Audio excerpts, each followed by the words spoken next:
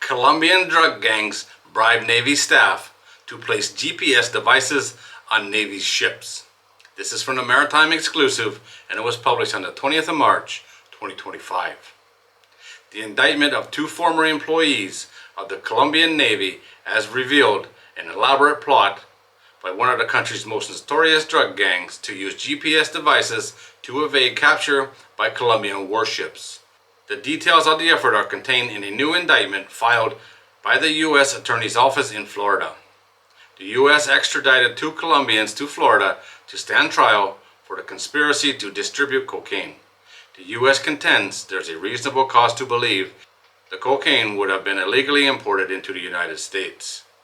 According to the indictment and the news reports in Colombia, two civil electrical mechanical engineers that worked at a base in Colombia arrived in the U.S. on March 13th to stand trial, while the court filings indicate that other former Navy officials were also involved in the scheme. A sergeant and other low-ranking officers were named in the indictment. The U.S. contends that in exchange for money from the drug traffickers, the individuals recruited active duty members of the Colombian Navy to plant GPS tracking devices on the Navy's vessels. It says that a frigate and 3 patrol boats were tracked by the drug cartels from November of 2022 until March of 2023. By tracking the movements of the vessels, the drug traffickers hoped to route their vessels around the patrols to avoid detection. The tracking was going on while the vessels were in the Caribbean, including spots near Panama.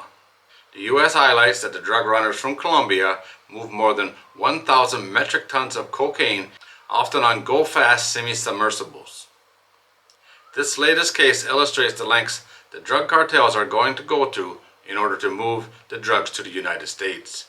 Previous reports said that the cartels have also bribed fishermen to act as spies and report the movements of the naval vessels. The U.S. Attorney's Office reports that 2 individuals extradited to the U.S. will be prosecuted as part of the Organized Drug Enforcement Task Force Strike Force Initiative. If convicted, both defendants face a maximum penalty of life in a federal prison.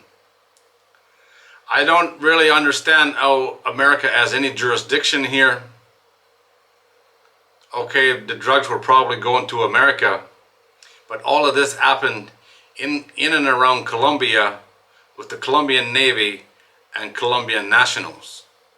That being said, these guys deserve to go to jail for the rest of their life. There's no doubt about that. And going to jail in America would be a lot better than going to jail in Colombia, I'm pretty sure. Life in jail is one thing, but life in a Colombian jail, if it's anything like the documentaries I've seen, I wouldn't want no part of it. Life in American jail would be a whole lot better, that's for sure. But I still don't see how America has any jurisdiction here and why Colombia would extradite 2 of its citizens into a situation like this. It doesn't make sense, but again, these guys do deserve to be put in jail for the rest of their life if this is true. Alright guys, there it is. As always, thanks for watching. If you're new here and you like these kind of videos, don't forget to subscribe before you leave. I'll see you on the next one.